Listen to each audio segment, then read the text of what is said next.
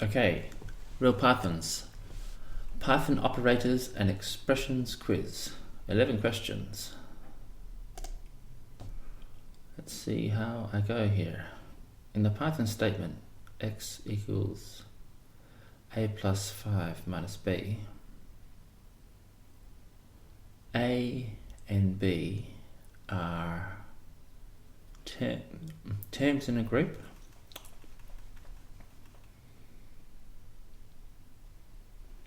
Operands. So a and b are terms. A plus 5 minus 5 is a group. It's not that one. A and b are operands. A plus b plus minus is an expression. So that one, it is an expression, but A and B are not. Let's have a look here. What are the other choices? A and B are operators. A and B are operands. Alright, so what's an operand? Well, I'm just going to see. Because I'm not sure.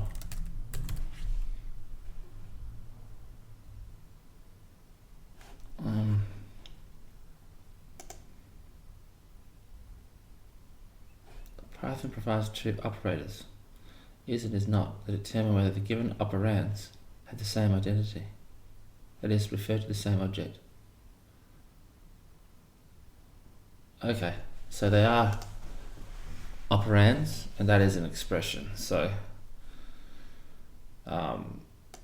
it's not an a plus 5 minus b is not an equation because there's no equals in it. So that's an expression. And A and B are operands. A and B are operands, and they connect to they point towards X. So hopefully this is right. Yes, it is. Let's have a look at that explanation. The objects that operators act on. The objects that operators act on are called operands. An expression involving operators and operands is an expression. Well, I'm going to copy and paste that into my notes because I like the sound of that. And besides, it was slightly different from other parts, I think, that I read, so that will just help me to clarify a few things. So let's take that down. Let's go on to the next question. What is the value of the expression 100 divided by 25? So the answer to that is 4. Oh, it's 4.0. If you answered 4, you might have forgotten that the result of standard division is always a float. The value of 100 floor division 25 is 4. Okay, yep, that's correct. Mind you, I could have put that into here, the Python REPL, R-E-P-L, the Python shell to get that answer. But I'm choosing to be a bit hard on myself. Should you use the equal operator? That's a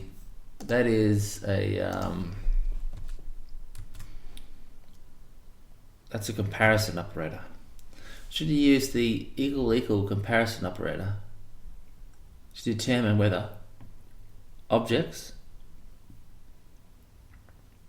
of type float are equal? objects of type float are equal.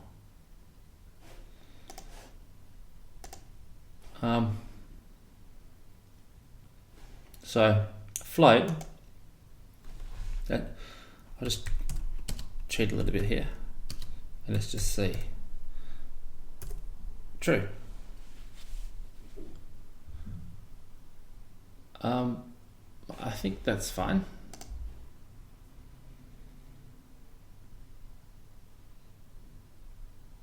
Let's see. There is something to do with tolerances. So I'm going to say go for it, but if it's not, it'll have something to do with tolerances. No. Internal representation of float objects is not precise, yeah. So they can't be relied on to equal exactly what you think they will. 1 plus 1 plus 2.2 equals 3.3. I knew that, but I put in that. So the question was a bit funny, really, to me.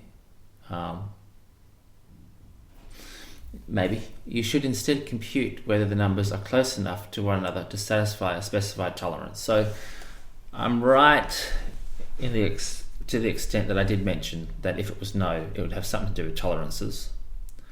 Tolerance equals 0.1, absolute value of 1.1 plus 2.2 minus 3.3, less than the tolerance of 0.00001. That'll be true.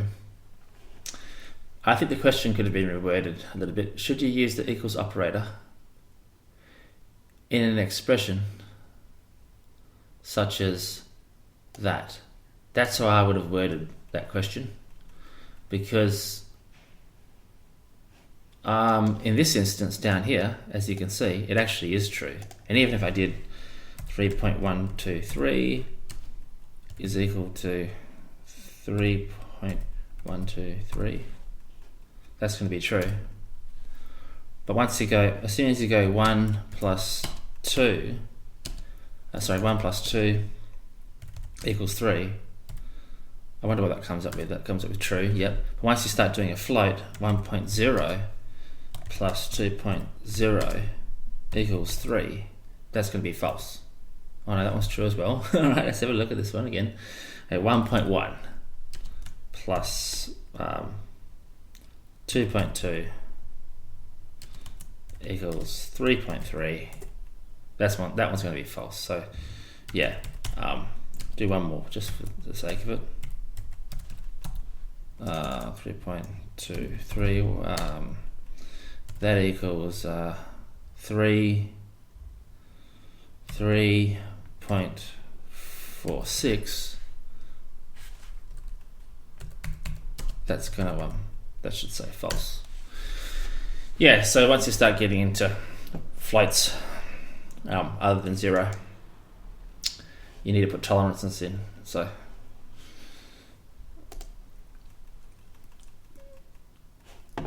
next question, consider the following code snippet. So y equals x less than 100 and is instance x float.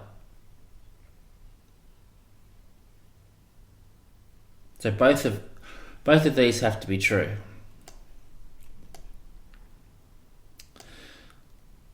If any of them is false, then it's going to evaluate to false because of the and.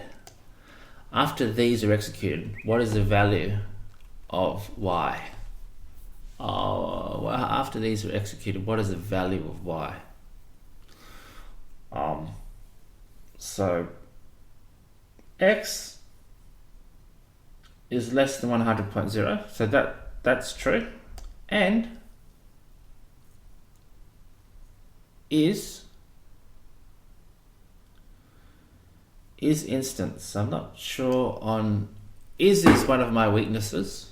I know is, if that was just and is x equal float.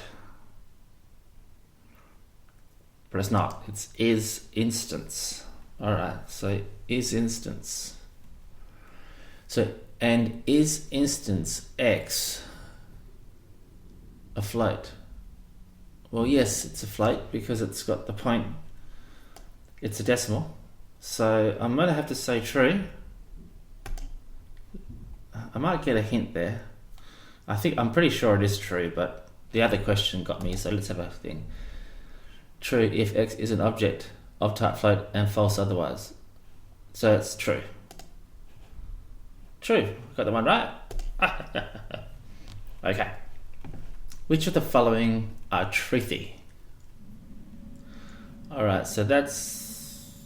Well, 0 is false. That's true, truthy. That's truthy. An empty list is a false. None is false, but for some reason they've put none in a string. Excuse me. So 0 is falsy. False is falsy. Let's just see the none. If I go none here. Oh, how do I do that? Type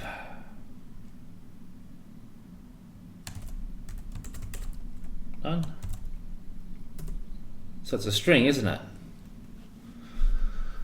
So because that's in a string, how do I test to see if that's a true or false? Type ABS. I'll just have to check the notes here.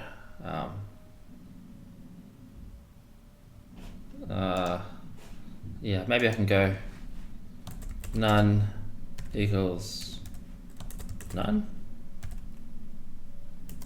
So it's false, yeah. So which of the following are truthy? So this none here, because it's in strings, because it's in a string, it's not the same as none without the string. So I'll go, should I use the hint? No, I won't. Yeah, I will. Remember that is an empty composite data objects of fault. Yeah, I know. So that's a string, so it's not empty. So just those two. No, see, I don't understand that. Why do they put that there? They have a none there. The Python object none is falsy, but the non-empty string none is truthy. Oh, of course I should have collected that. I just answered it myself. Which of the following are truthy? Oh gosh, I should have definitely put. Anyway, so I kind of forgot to press on it because I entered it here to see what it was, and obviously it was false, and therefore I forgot to click on it. That's what I put that one down to. But yeah, I get that. Truthy. Next question. Suppose the following statements are executed. What is the value of the expression A and B?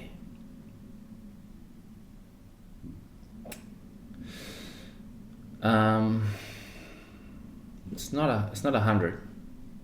It's not. Oh, actually, it might be 100 because it always goes with the first one, doesn't it? So I'm going to say it's actually 100, but let's see what it is. A equals 100.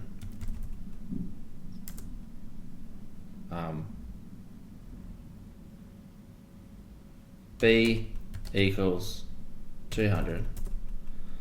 A and B. Let's just see.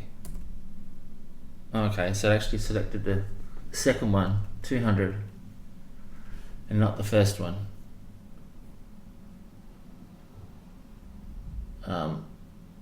Because it's false. So anyway, 200. What the hint I got here? Don't forget, when non-Boolean objects are joined by and or the result is not necessarily equal to either of the Python values, true or false. I thought it would get the first true one, and I thought it would have been 100, but it's got 200. Anyway, it's easy with the hints. That was easy with the hints. The function square root from the math module computes the square root of a number. With a highlighted line of code, raise an exception. So x is equal to minus 100. From math, import square root. X is greater than 0 and square root is x. So the square root of x is greater than 0. Well, that's false. So x is minus 100. That's false. And the square root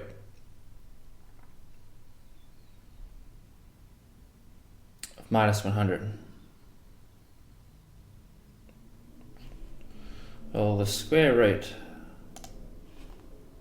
minus 100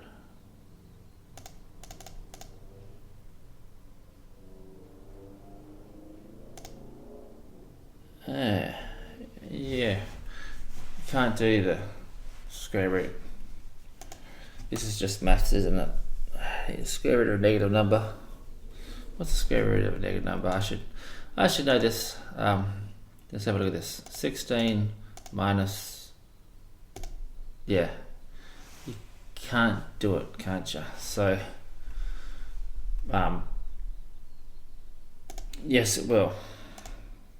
Without me, now I could easily copy and paste this into here and find the answer, but I'm trying to be a bit hard on myself, so I'll say yes. Okay, in the highlighted line, x greater than 0 is false. The expression is already known to be false at that point. Due to the short circuit evaluation, square, which would raise an exception, is not evaluated. Okay, yeah, because the program just reads the first. That's what I was mentioning in the previous question, you see. I thought that the first term, the first expression, once that's the first true one would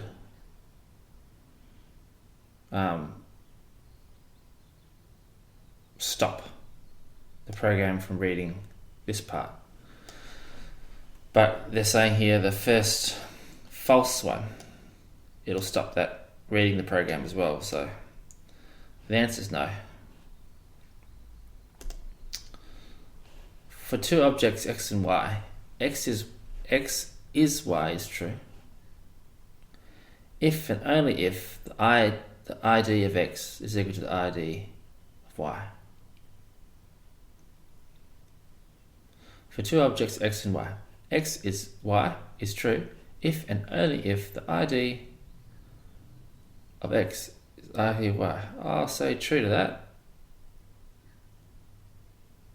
You could also say if x is 3 and y is 3. I wonder if they point to the same object. So if I said x equals 3.0 and y equals 3, I'm down here, and 3.0, right? Then what's the ID of x? What's the ID of y? Okay, they're two different IDs, so they're different objects. So if ID is actually equal to that, then that would actually be true. Only if that, so that's true.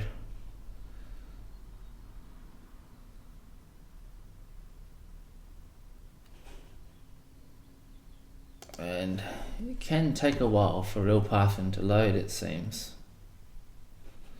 1, 2, 3, 4, 5, 6, 7, 8, 9, 10. I'll have to reload that. You do have to reload these sometimes. So I'll say true. Yep. Got that one right. Which of the following operators has the lowest precedence? I think it's plus, but PEMDAS is what usually happens, but in Python I think it's actually square root. But I've got notes on this, so let's check my notes and let's see. Oh, the highest precedence is that one. All right, so yeah, so the highest precedence is square root.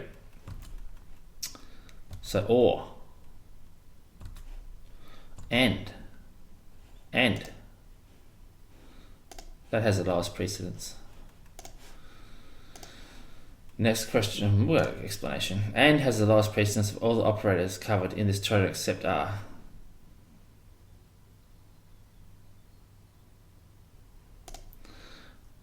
What is the value of the expression 1 plus 2 to the power of 3 power of 4? Now, in ordinary maths, you go 2 to the power of 3.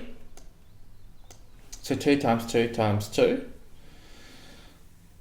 So 2 times 2 is 4, times 2 is 8, 8 times 4 is 8, 16, 24, 32, is 33. Now that would be the answer, right? And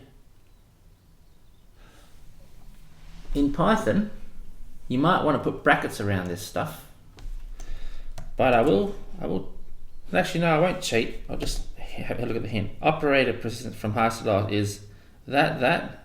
Okay. So, of course it is.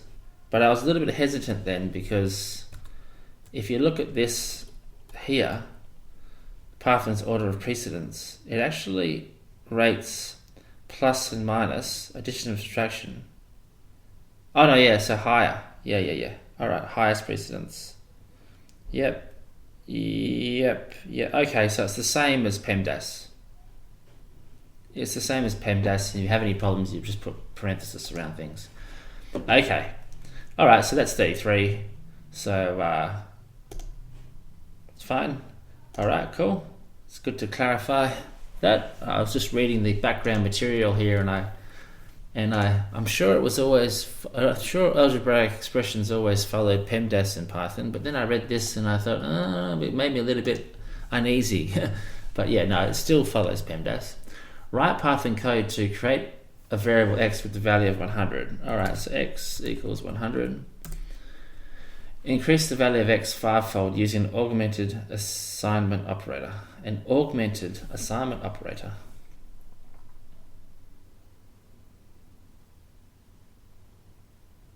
What the hell is an augmented assignment operator? Use the augmented assignment operator. Oh yeah. I kind of get this. This isn't something I use very often. So it's kind of new to me. So you can go, I think it's like this. I think it's, is it that? No, I'm going to cheat. I'm going to cheat and do it down here. X equals 100. What's that happen? So x is 500. Cool. So I think that's right, what I did then. I don't use these augmented things very much. Is that right?